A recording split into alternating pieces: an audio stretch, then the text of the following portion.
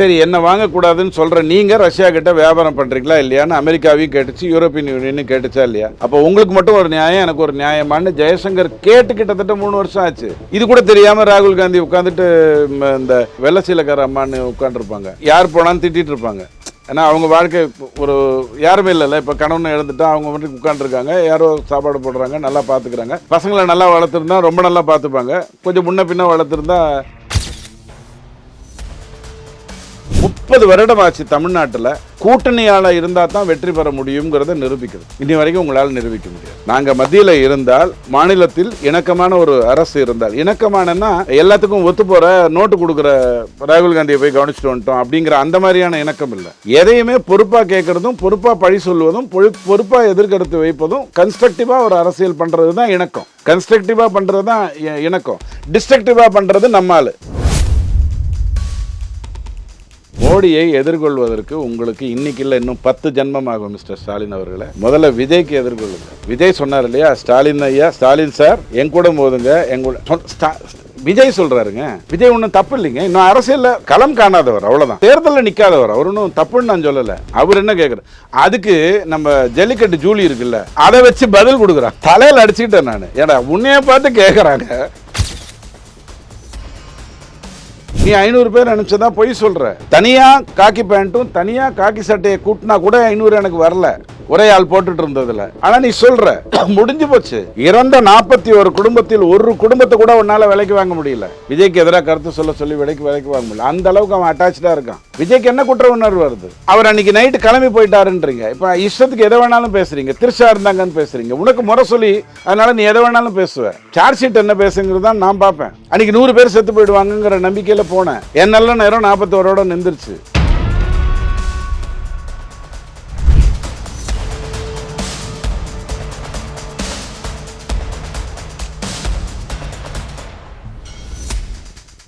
Real one நேயர்களுக்கு வணக்கம். இன்று நம்முடன் இணைகிறார் துக்ளக் வாசகர் குழுவை சேர்ந்த திரு ரவி டிடிஎஸ் அவர்கள்.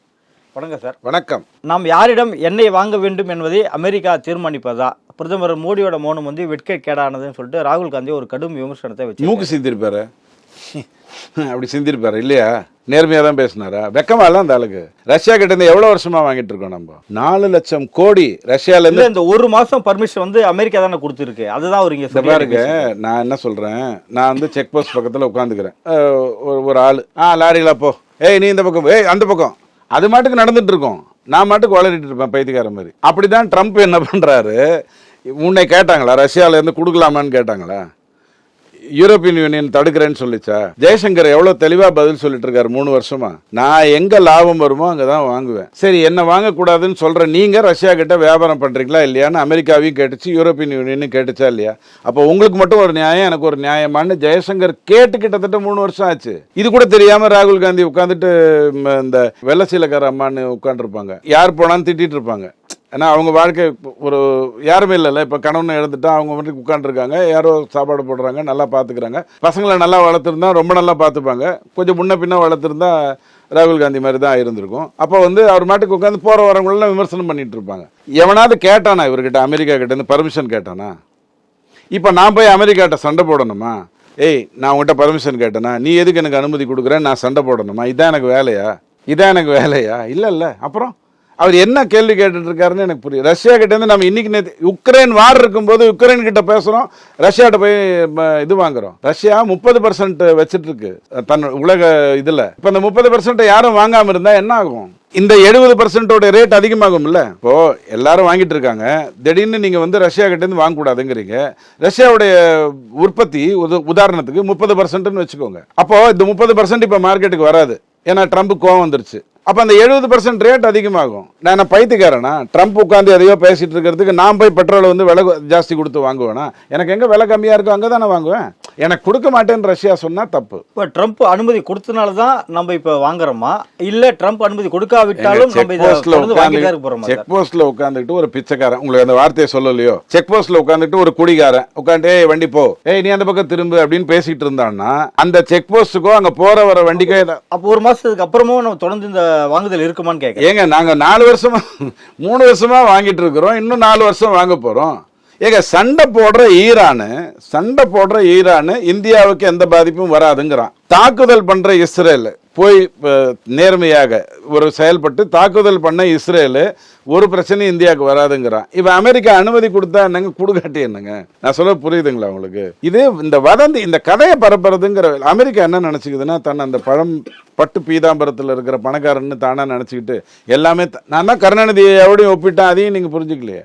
கருணாநிதி என்ன பண்ணுவாரு, யார் நல்லா இருந்தாலும் என்னால தான் நடந்து, அவருக்கு இசைஞானி என்ற பெயரிட்டேன் அப்படின்லாம் சொல்லி இருப்பாரு. அவர் பாவம் மியூசிக் போட்டு பெரிய ஆளா அந்த இவர் பெயர் இட்டா என்ன, இட்டாட்டி போட்டா என்ன சொல்லுவாரு. அதே மாதிரி தான் ட்ரம்ப். அவர் சொல்ற கருத்துக்கு நாம் ஏன் பதில் சொல்லணும்? என்ன இருந்தாலும் ஒரே ஒரு வரி சொல்லட்டுமா, அமெரிக்காவுக்கு நீங்க மரியாதை கொடுப்பதற்கான நேர்மையான காரணம் மூணே மூணு. ஒன்று, இந்திய பொருளாதாரத்தை விட 20 மடங்கு அதிகம் அமெரிக்கா. ஆனால் அடுத்த 30 வருடத்தில் அதே நிலையில் அமெரிக்கா இருக்க போகிறதில்ல. இப்படி தான் உட்காந்து வேலை பண்ணிட்டு இருக்கோம்னா இருக்க போகிறதில்ல. ரெண்டாவது, அமெரிக்காவில் இருக்கிற ஒரு 6வது மனிதனும் இந்தியன். மூணாவது, இன்னைக்கு நமக்கு மேலே இருக்கிறது சீனாவும் அமெரிக்காவும். நாம ஏன் போய் அவங்க கிட்ட போய் தேவையில்லாமல் பதில் சொல்லிட்டு இருக்கோம்? நான் என்ன முரசொலியா நடத்துகிறேன்? எதுக்கு எடுத்தாலும் ஏதாவது பதில் சொல்லிட்டு இருக்கிறதுக்கு? இல்லை இந்த 200 ரூபாய் ஊபிஸ் மாதிரி எதையாவது செய்திகளாக மாற்றணுங்கிறதுக்காக அலைஞ்சிட்டு இருக்கேனா? கிடையாது. நான் ஏன் பதில் சொல்லணும்? நான் ஏன் அனுமதி கேட்கணும்? திமுக கூட்டணியில் 21 கட்சிகள், இந்த மெகா கூட்டணி தான் ஜெயிக்கும் அப்படின்னு சொல்லிட்டு முதல்வர் ஸ்டாலின் அவர்கள் தொடர்ந்து சொல்லிட்டே இருக்காரு. ஒரு வெற்றி வந்து இந்த கூட்டணி எண்ணிக்கை தான் தீர்மானிக்குமா சார்? இதுக்கு முன்னாடி 4 தேர்தல் நடந்திருக்கு. உங்கள் பிசினஸ் இன்னும் அதிக மக்களை சென்றடைய வேண்டுமா? இன்றைய டிஜிட்டல் உலகில் சரியான ப்ரமோஷன் தான் வெற்றியின் முதல் படி. தமிழகம் முழுவதும் பல லட்சக்கணக்கான பார்வையாளர்களை தினமும் சென்றடையும் ரியல் ஒன் யூடியூப் சேனல்களில் உங்கள் பிசினஸ் இனி எல்லோரும் அறியட்டும். குறைந்த செலவில் அதிக ரீச். உங்கள் பிராண்டுக்கு நம்பிக்கையும் வளர்ச்சியும் சேர்க்க இன்றே எங்களை தொடர்பு கொள்ளுங்கள். 9280087164. 3 தேர்தலில் திமுக வந்து கூட்டணி அமைச்சு 2ல் ஜெயிச்சிருக்கு, 1த்தில் படுதோல்வி அடைஞ்சிருக்கு. கூட்டணிக்கும் அதுக்கும் சம்பந்தம் இல்லை. ஓட் டிரான்ஸ்மிஷன் தான் எப்போதுமே முக்கியம். 3 விதமாக அது நடக்கும். நீங்கள் ஜெயிக்கிறீங்கன்னா அதுக்கு 3 காரணம் இருக்கும். ஒன்று, மக்களுக்கு உங்களை நல்லா தெரியும், நீங்கள் வரணும்னு நினைக்கிறாங்க. அல்லது மக்களுக்கு உங்களை பற்றி கவலை இல்லை, எடப்பாடி வரணும்னு நினைக்கிறாங்க, அல்லது ஸ்டாலின் வரணும்னு நினைக்கிறாங்க. மூணாவது, அந்த வேட்பாளர் இன்னார் வேட்பாளர் அறிவித்த உடனே அறிவிச்சிட்டாங்க, ஸ்ட்ரைட்டாக எம்எல்ஏ ஆகி அப்படியே போக வேண்டியதான் அப்படின்னா, திருச்சியிலேருந்து ஒருத்தர் அப்படி தான் எம்எல்ஏ ஆகணும், ரோடு ஆக்சிடெண்ட்டில் சாவடிச்சிட்டாங்க. அவர் பாவம் எம்எல்ஏவே ஆகலை, மரியம் வந்து ஆகலை. ஸோ அப்படி தான் விதி இருக்கும். ஸோ அப்போ வேட்பாளர் என்ன பண்ணணும்னா, நம்ம கட்சியால், எதிர்கட்சியால், கூட்டணியால் யார்கிட்ட பலம் இருக்குது, என்ன மாதிரியான அமைப்புகள் இருக்குது, யார் சொன்னால் 100 பேர் கேட்பாங்கன்னு தெளிவாக ஒரு லிஸ்ட்டை போட்டுட்டு அத்தனை பேரையும் சந்திச்சு. இப்போ எங்கள் ஊரில் திருப்பூரில் வந்து ஜேவாபாய் ஸ்கூல்னு ஒன்று இருக்கும். அந்த ஸ்கூலில் காலையில் வந்து அத்தனை பெரிய பணக்காரர்களும் டெலிகார்ட் விளையாடிட்டு இருப்பாங்க. எம்பி வந்து அங்கே வந்து ஓட்டு கேட்பாரு. எங்கே 5 கோடி 50 கோடி 500 கோடி பணக்காரர்கள் இருக்காங்க இல்லையா, அவங்களாம் டெலிகார்ட் விளையாடிருப்பாங்க, அங்கே வந்து கேட்பாங்க. அல்லது ஒரு இடத்துல மிகப்பெரிய இது நடந்துகிட்டு இருக்கு, இந்த ஏமாத்துற வித்தை ஒன்று நடக்கும் தெரியுமா, அதாவது ரோலர் ஸ்கேட்டிங் கற்றுக் கொடுக்குறேன், சிலம்பு கற்றுக் கொடுக்குறேன் அப்படின்னு அங்கே ஒரு 300 பேர் உட்காந்துருப்பான், அங்கே வந்து ஓட்டு கேட்போம். ஸோ வேட்பாளர் ஐடென்டிஃபை பண்ணி ஒரு 300-400 பாயிண்ட் ஐடென்டிஃபை பண்ணி கரெக்டாக அடித்து தன்னுடைய வாக்கை தான் வாங்கிறது ஒன்று. தானாகவே அந்த வேட்பாளருக்காக விழுவது, எந்த கட்சி வரணும்னு மக்கள் முடிவு பண்ணிட்டு வர்றது. இந்த கூட்டணி கதையெல்லாம் ஒரு மண்ணுக்கும் நடக்காது. கூட்டணியால் எந்த பிரயோஜனமும் இருக்காது. 30 வருடம் ஆச்சு தமிழ்நாட்டில் கூட்டணியால் இருந்தால் தான் வெற்றி பெற முடியுங்கிறத நிரூபிக்கிறது. இன்னி வரைக்கும் உங்களால் நிரூபிக்க முடியாது. மோடி மீண்டும் 11ஆம் தேதி தமிழகத்துக்கு வர இருக்கிறார். அதிமுக கூட்டணி இங்கே ஜெயிப்பதற்கு மோடியின் முகம் இங்கே தேவைப்படுதா சார்? இது பாருங்க, ஒரு தேர்தலில் கூட்டணி வைத்திருக்கோம், யாராக இருந்தாலும் கூப்பிட்டு வரணும். நீங்கள் வேணால் இந்த நடிகைகள், சின்னத்திரை நடிகைகள் அவங்களெல்லாம் கூப்பிட்டு வச்சு, ஸ்டாலின் எவ்வளோ அற்புதமான மனிதர், நாங்கள் என்ன சொன்னாலும் கேட்குறாரு, யார் சொன்னாலும் கேட்டுக்கிறார், இப்படியெல்லாம் பேச வச்சு சின்ன ஒரு மாநில தேர்தலுக்கு பிரதமரோட பிரச்சாரம் அவசியமாகுதான். இப்போ நான் உடனே இடைத்தேர்தலுக்கு முதலமைச்சர் போகணும், அது அவசியமானு நான் கேட்கணுமா? இல்லை ஈரோடில் தான் ஒரு வாட்டி வின் பண்ணியே 2வது வாட்டி அவர் போயிட்டாருங்கிறதுக்காக இடைத்தேர்தல் தானே நடந்தது. அதிமுகவும் நிற்கலை, பிஜேபியும் நிற்கலையே, நாத்தாக்கா மட்டும்தானே நின்றுது. எதுக்கு நீ 27 அமைச்சர் அமைச்சர் நான் கேட்டேனா? நான் எங்கேயாவது கேட்டேனா? இல்லைல்ல. அப்புறம் என்ன ஏங்க, ஒரு கட்சி ஆட்சிக்கு வருவதும் தன்னை யார் நம்பியிருக்காங்க, டபுள் இன்ஜின் சர்க்கார்னு ஏன் வந்து பிஜேபி பெருமையாக சொல்லுது? நாங்கள் மத்தியில் இருந்தால், மாநிலத்தில் இணக்கமான ஒரு அரசு இருந்தால், இணக்கமானன்னா எல்லாத்துக்கும் ஒத்து போகிற நோட்டு கொடுக்குற ராகுல் காந்தியை போய் கவனிச்சுட்டு வந்துட்டோம் அப்படிங்கிற அந்த மாதிரியான இணக்கம் இல்லை. எதையுமே பொறுப்பாக கேட்குறதும், பொறுப்பாக பழி சொல்வதும், பொறுப்பாக எதிர்கருத்து வைப்பதும், கன்ஸ்ட்ரக்டிவாக ஒரு அரசியல் பண்ணுறது தான் இணக்கம். கன்ஸ்ட்ரக்டிவாக பண்ணுறது தான் இணக்கம். டிஸ்ட்ரக்டிவாக பண்ணுறது நம்மால். ஸ்டாலின் பணம் வரலன்னு வளரிட்டு இருக்கிறதும் பேசிகிட்டு இருக்கிறதும். ஸோ அங்கே வந்து எல்லாரும் இணக்கமாக வந்து தானே பண்ணுவாங்க. அப்படி தானே தேர்தல் நடக்கும். மாநில தேர்தலுக்கு மோடி வரணுமான்னு கேட்டால் அவர் என்ன ட்ரம்ப்பியாக கூப்பிட்டு வந்துட்டார். இங்கேருந்து கமலா ஹாரிஸ்க்கு இத்தனை பேர் போனாங்களே, எதுக்கு போனாங்க? ஒன்றும் வேணாங்க. ஏஆர் ரகுமானுக்கு திடீர்னு ஒரு நாள் பயங்கரமாக மூளை வேலை செஞ்சு நான் ஒரு இஸ்லாமியர் என்பதனால் தான் என்னை வளர விடவில்லை, எதுக்கு சொல்ல சொன்னாங்க அவரை? நீங்கள் தயவுசெஞ்சு சொல்லுங்கள். அவர் வந்து ஆஸ்கார் வாங்கியிருக்காரு, வேறு யாராவது வாங்கியிருக்காங்களா? கமலஹாசன் ஒருத்தர் அடுத்த ஜென்மத்தில் வாங்கி கொடுக்குறேன்னு சொல்லிட்டு இருக்காரு. இவர் போய் 2 வாங்கி வந்துட்டார். கரெக்டாக இவருக்கு இந்தியாவில் எங்கேயாவது ஆப்பர்ச்சுனிட்டி பிரச்சனை வந்ததா? இவராக வந்து ஒரு நபிகளை பற்றி ஒரு படத்துக்கு வந்து ஒரு பிரச்சனையாகி அதிலிருந்து அவங்க புறந்தளிச்சிட்டாங்க. அவங்க தான் புறந்தள்ளினாங்க. ஓகேவா? இவர் வீட்டில் இருந்த பிரச்சனை இவரோட இது. இவருக்கு இத்தனை படங்கள், இத்தனை வாய்ப்புகள். ஏஆர் ரஹ்மான்னா அவ்வளோ பெரிய பெருமையை கொடுத்தவர் காசை வாங்கிட்டு கேவலமாக திமுகவுக்காக முஸ்லீம்கள் என்பதனால் தான் எனக்கு என்ன பைத்தியக்காரத்தனமாக இருக்குது. உனக்கு இப்போ பணம் கொடுக்கல, ஏன்னா நல்லா இருந்த காலத்தில் ஒழுக்கமாக வேலை செஞ்சுருந்தா பிரச்சனை இல்லை. 75லேருந்து 2001 வரைக்கும், 75லேருந்து 91 வரைக்குமே இளையராஜா கிட்டத்தட்ட 900 படம் முடிச்சுட்டாரு. இவர் இன்னி வரைக்குமே 149 படம் தான் பண்ணியிருக்காரு. 91லேருந்து 26 வரைக்கும் கிட்டத்தட்ட 35 வருடத்தில் 150 படம் கூட இவர் இசையமைச்சதில்லை. பாவம் இவருக்கு வரல. அதுக்காக நீங்கள் என்ன பண்ண, பாட்டு வரமாட்டேங்குது. அதுக்கு போய் இவர் வந்து வெளியில் வந்துட்டு இஸ்லாமியருங்கிறதுனால என்ன இந்த நாடு பழிக்குதுன்னு பேசுகிறாருன்னா, இந்த மாதிரி ஆளுங்களெல்லாம் கரெக்டாக அனுப்பிச்சு தவறாக பேச வச்சு ஒரு வேலையை யார் பண்ணுவாங்க? முதல்வர் ஸ்டாலின் அவர்கள் அதிமுக கூட்டணிக்கே ஒரு சவாலை விட்டுருக்காரு. அதாவது என்டிஏ கூட்டணிக்கே சொல்லலாம். பிரதமர் மோடி வந்து அடிக்கடி வரணும், அப்படி வந்தால் தான் இங்கே வந்து திமுக தலைமையோட கூட்டணி ஜெயிக்கும் அப்படின்னு சொல்லியிருக்காரு. இல்லை, இதில் தப்பே இல்லைங்க. அதில் இப்போ நீங்கள் தூங்கிட்டே இருக்கீங்க, நான் 2 வாட்டி எழுப்புறேன், உங்களுக்கு கோவம் வந்துடுது. 3ஆவது வாட்டி தண்ணி ஊற்றிடுறேன், நீங்கள் எந்திரிச்சிட்டிங்க. அதுக்கப்புறம் நீங்கள் என்ன சொல்கிறீங்க? டெய்லி வந்து இதே மாதிரியே தண்ணி ஊற்றுங்க, ஏன்னா நான் ஒரு சோம்பேறி, தூங்கிட்டே தான் இருப்பேன், நீங்கள் வந்து தண்ணி ஊற்றினா தான் என்னால் எந்திரிக்க முடியும் அப்படின்னு நீங்கள் சொல்லுங்கள். எனக்கு இது வேலையான்னு நான் முடிவு பண்ணிவிட்டு, வேலையாக இருந்தால் உங்ககிட்ட டெய்லி வந்து தண்ணி ஊற்றி எழுப்புறேன், இல்லைனா நான் என் வேலையை பார்க்குறேன். மோடியை எதிர்கொள்வதற்கு உங்களுக்கு இன்றைக்கி இல்லை, இன்னும் 10 ஜென்மம் ஆகும் மிஸ்டர் ஸ்டாலின் அவர்களை. முதல்ல விஜய்க்கு எதிர்கொள்ளுங்க. விஜய் சொன்னார் இல்லையா, ஸ்டாலின் ஐயா, ஸ்டாலின் சார் என் கூட மோதுங்க, விஜய் சொல்கிறாருங்க. விஜய் ஒன்றும் தப்பு இல்லைங்க, இன்னும் அரசியலில் களம் காணாதவர், அவ்வளோதான். தேர்தலில் நிற்காதவர், அவர் ஒன்றும் தப்புன்னு நான் சொல்லலை. அவர் என்ன கேட்குறாரு, அதுக்கு நம்ம ஜல்லிக்கட்டு ஜூலி இருக்குல்ல, அதை வச்சு பதில் கொடுக்குறான். தலையில் அடிச்சுக்கிட்டேன் நான். ஏன்னா உன்னைய பார்த்து கேட்குறாங்க, ஏதோ ஒரு கௌரவத்துக்கு வேற ஒருத்தரை வச்சு பதில் சொல்லலாம். நம்ம ஆர்எஸ் பாரதியெல்லாம் கூட்ட கசகசன்னு அசிங்கமாலாம் பேசுவார். இல்லை நம்ம வேற ஒரு நிறைய பேர் இருக்காங்க. விஜயே ஜூலி லெவலுக்கு நிறுத்திட்டாங்களா? அப்போ இல்லை இல்லைங்க, அவங்களுடைய லெவல் அதாவது அவங்க ஈக்குவல் பண்ணிட்டாங்களாமா. இதுக்கு ஜூலி என்ன சொல்லுது, நான் இங்கே தான் இருக்கேன், என்ன வந்து இதே டயலாக் திரும்பி சொல்லுதாமா. எனக்கு அதுக்கு தமிழ் தாய் வார்த்தையே பாட தெரியாதுன்னு நல்லா தெரியும், பிக் பாஸில் பார்த்துருக்கேன். எனக்கு நான் ஒரு ஸ்டேட்மெண்ட் சொல்கிறதுக்கு கொஞ்சம் யோசிக்கிறேன், இருந்தாலும் நீங்கள் ரொம்ப தூண்டுறதுனால சொல்கிறேன். இந்த பிக் பாஸில் வாட்டர் மெலான் ஸ்டார்னு ஒருத்தர் இருந்தான் பார்த்தீங்களா, தர்பூசணி திவாகர்னு, தன்னை பற்றி ரொம்ப பேசிப்பான். யார் தெரியுமா? நான் எவ்வளோ நடிச்சிருக்கேன்னு, படத்தில் நடிச்சேன், இல்லை 6ஆம் கிளாஸில் ஸ்கூலில் நடிச்சிருக்கேன், 9ஆம் கிளாஸில் இதில் நடிச்சிருக்கேன்னு பேசினே இருப்பான். தன்னை பற்றியே ரொம்ப பேசுவான். இத்தனைக்கு ஒரு டாக்டர், எவன் அந்த டாக்டர் சர்டிஃபிகேட் கொடுத்தான்னு தேடிட்டு இருக்கிறேன், கிடைக்கல எனக்கு. ஃபிசியோதெரபிஸ்ட் இல்லை, ஃபிசியோதெரபிஸ்ட்டுங்கிற தான் உண்மை. ஆனால் இவர் அண்ணன் வந்து நான் டாக்டர்னு போட்டுக்கலான்னு சட்டம் சொல்லுதுன்னு சொல்கிறவர் தானே. அவங்களுக்கான ஒரு யூனியன் இருக்கு, டெல்லி அமைப்பு அப்படி தான் சொல்கிறாங்கன்னு சொல்லிட்டு இருக்காரா இல்லையா? அவர் விட்டுருங்க, எனக்கு அவர்கிட்ட வேலை இல்லை, அவரை பற்றி பேசினா மண்டை காஞ்சிரும். தன் தப்பு கட்சி இருக்கு இல்லையா, நான் யார் தெரியுமா, 2 வாட்டி கல்யாணம் ஆகி ஒரு வழி ஆயிடுச்சு போல. ஆனால் அவர் பிக் பாஸில் என்ன பண்ணுறாரு, அந்த பொண்ணு பேர் ஞாபகம் இல்லை, வின் பண்ணது திவ்யாவா, அந்த பொண்ணுக்கிட்ட யூ ஸ்மெல் நைஸ் அப்படிங்கிறாரு. எனக்கு சிரிப்பு வருது. ஏடா மனுஷனாடா நீ, இந்த மாதிரி ஒரு பேக்ரவுண்டை வச்சுக்கிட்டு நீங்கள் வந்து பேசிகிட்டு இருக்கிறேன்னு கேட்கணும்னு தோணுது எனக்கு. அப்படியே பார்த்தா அந்த தற்பெருமை பேசுகிறதெல்லாம் பார்த்தா நம்மளோட கரெக்டாக வந்து ஒர்க் அவுட் ஆகுது. தன்னை ராஜராஜ சோழன் என்றும் ராஜேந்திர சோழன் நினச்சிக்கிட்டு ஒரு மிகப்பெரிய ஆட்சி நடத்தி தமிழ்நாட்டை அப்படியே வளமாக கொண்டு வந்து 1 ட்ரில்லியனுக்கு கொண்டு போவேன்னு ஒரு கணக்கை சொல்லி 1 ட்ரில்லியனுக்கு போகணும்னா இன்றைக்கி நீங்கள் யார், 30 லட்சம் 33 லட்சம் கோடியா?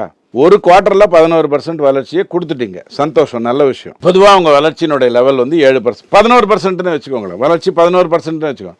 33 லட்சம் 11% ஏறினா எப்போ 83 லட்சம் கோடி ஆகும் 1 ட்ரில்லியனுக்கு?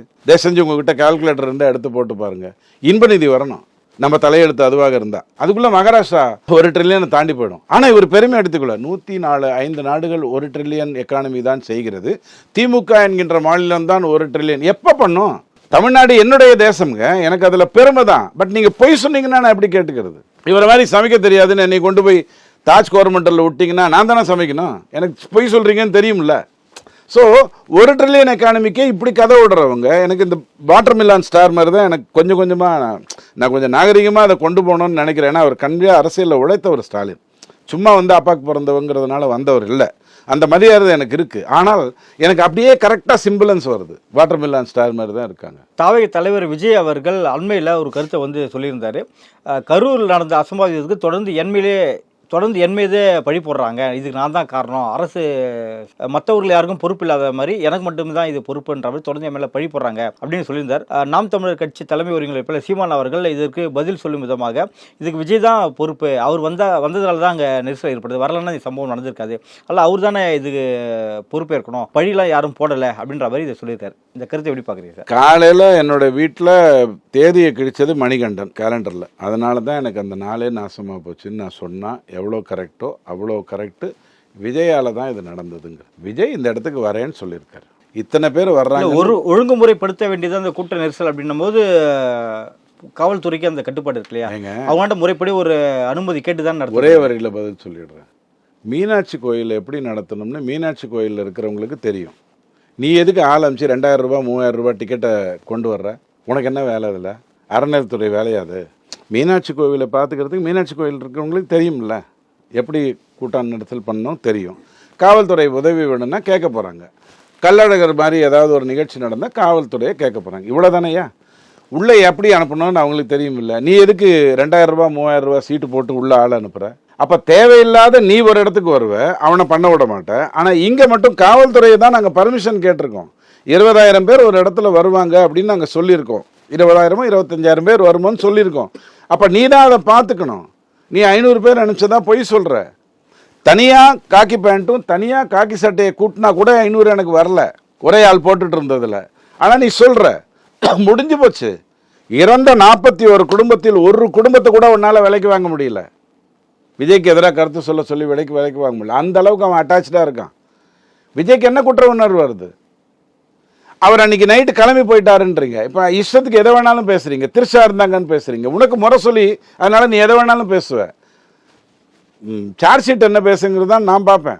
அன்றைக்கி 100 பேர் செத்து போயிடுவாங்கங்கிற நம்பிக்கையில் போனேன். என் நல்ல நேரம் 41 நின்றுச்சு இல்லையா? ஸோ கரூர் விஷயத்தில் விஜய்க்கு என்ன, அது ஒரு விபத்து. யாராக இருந்திருந்தாலும் அந்த விபத்து நடந்திருக்கும். நீ ஏன் லேட்டாக போன? இதுக்கெல்லாம் அண்ணாமலை அடுத்த நாளே பதில் சொல்லிட்டார். 27ஆம் தேதிங்கிறது சனிக்கிழமைன்னு நினைக்கிறேன். ஞாயிற்றுக்கிழமை காலையில் அண்ணாமலை பதில் சொல்லிட்டாரு. அதோட முடிஞ்சு போச்சு. எதுக்கு தேவையில்லாமல் இப்போ பேசிகிட்டு இருக்கீங்க? விஜய் பேசினாலும் அது தவறு. விஜய் கரூர் விஷயத்தை திரும்பி பேசினாலும் அது தவறு. அது நடந்து போன ஒரு விபத்து. நல்ல வேலையாக எல்லாரும் சேர்ந்து 41 உயிர்களோடு முடிஞ்சு போச்சு. அந்த குடும்பத்துக்கு மட்டும்தான் பிரச்சனை. அவங்க எல்லாரும் உனக்கு தான் ஓட்டு போட போகிறாங்க. நல்லா வாங்கிக்க. நீ ஒரு பியூட்டிஃபுல் ஸ்டேட்மெண்ட் விட்ட. 2 நாள் கழித்து கொடுத்தாலும் கரெக்டான ஸ்டேட்மெண்ட் கொடுத்தீங்க. ஸ்டாலின் ஐயா எதுவாக இருந்தாலும் என் கூட போதுங்க, என்னுடைய ஆளுங்களை விட்டுருங்க, தெளிவாக சொன்னீங்க. முடிஞ்சிருச்சு. அதுக்கு அவங்ககிட்ட இருந்து பதில் வரல. முடிஞ்சிருச்சு. இதுக்கு தேவையில்லாமல் பேசுகிறீங்க. நடப்பு அரசியல் குறித்து பல்வேறு கருத்துக்களை பதிவிக்க நன்றி. உங்கள் பிசினஸ் இன்னும் அதிக மக்களை சென்றடைய வேண்டுமா? இன்றைய டிஜிட்டல் உலகில் சரியான ப்ரமோஷன் தான் வெற்றியின் முதல் படி. தமிழகம் முழுவதும் பல லட்சக்கணக்கான பார்வையாளர்களை தினமும் சென்றடையும் ரியல் ஒன் யூடியூப் சேனல்களில் உங்கள் பிசினஸ் இனி எல்லோரும் அறியட்டும். குறைந்த செலவில் அதிக ரீச். உங்கள் பிராண்டுக்கு நம்பிக்கையும் வளர்ச்சியும் சேர்க்க இன்றே எங்களை தொடர்பு கொள்ளுங்கள். 928 00 8714.